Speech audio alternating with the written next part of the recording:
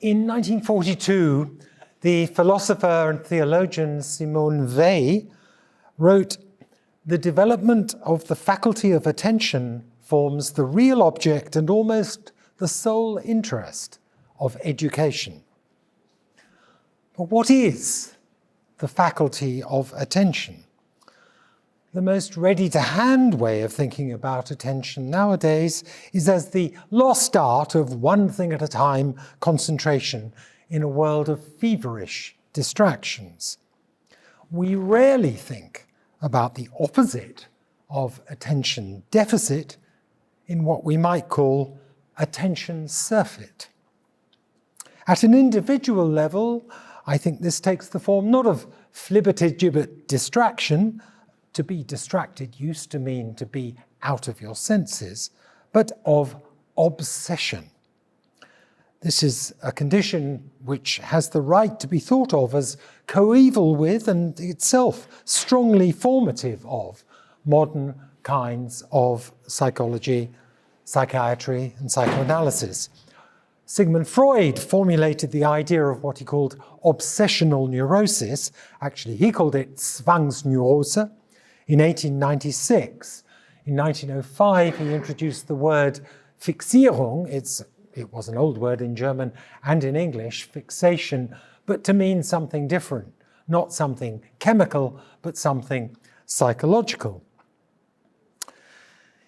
In his recent immense 2-volume book, The Matter of Things, Our Brains, Our Delusions, and the Unmaking of the World, Iain McGilchrist offers a neurological model of the formation of attention.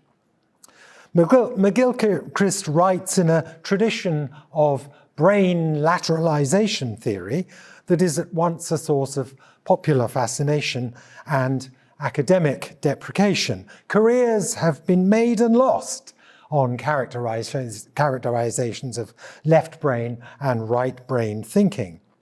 Still, the fact that all vertebrates, including all mammals, have brains that exhibit this kind of lateral division of function suggests that there might be some advantage to this arrangement that continues to need accounting for.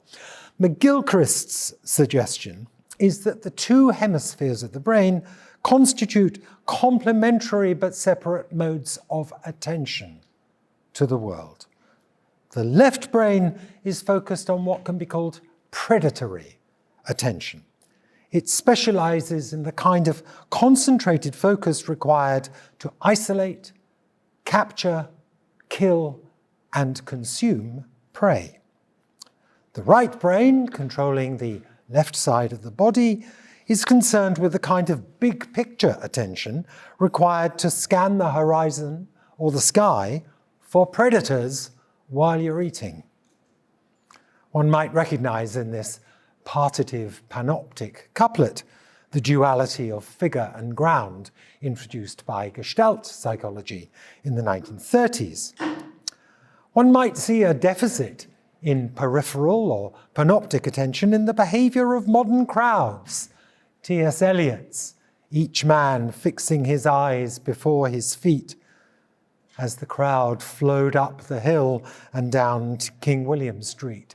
This matched today by the crowds of people in King's Cross Underground, all intent upon the glowing lozenge in their palm, almost always their left palm, and seemingly unaware of anything else in their vicinity.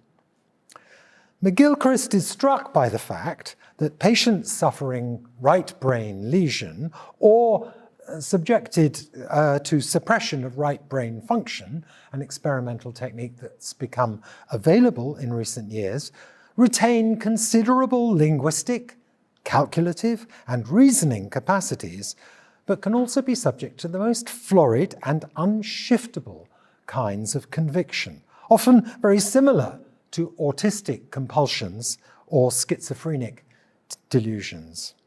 Such patients may, for example, refuse to recognize their left arms or legs as belonging to them and stubbornly insist that they must belong to other people, despite it being shown to them that they're actually attached to their bodies.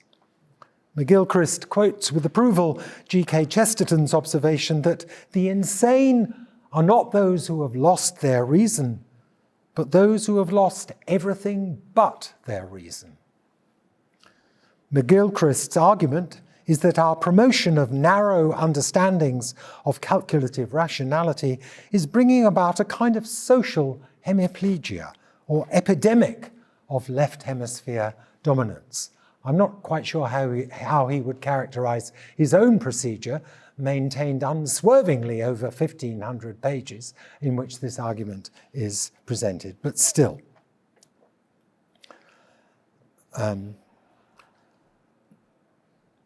So I've lost that text, which is just as well because I haven't really got very much time left.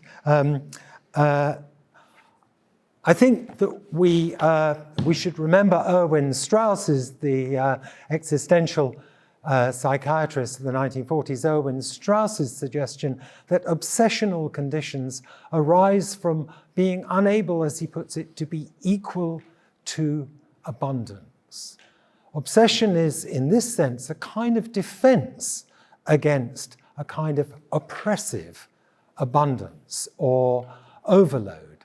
It's been well known for a long time that if you offer TV viewers 50 channels, they will routinely watch 3.